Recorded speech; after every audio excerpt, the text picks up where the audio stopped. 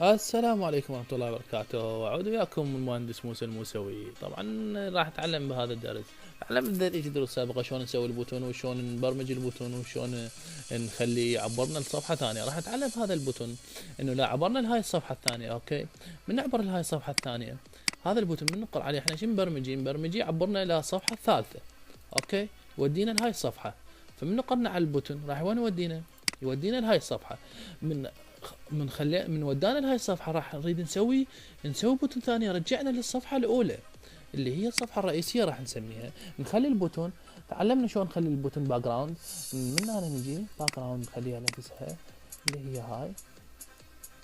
نصغر الباك جراوند 55 خليها انا هم 55.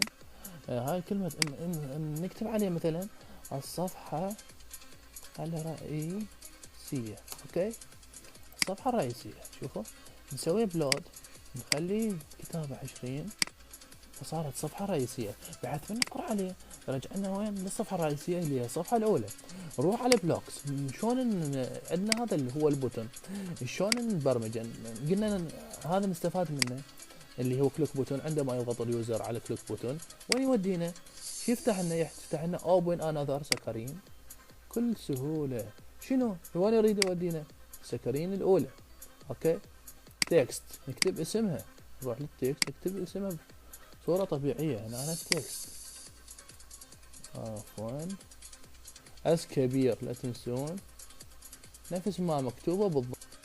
هنا أنا سكرين الأولى، سكرين الأولى. معليش 5 دقائق.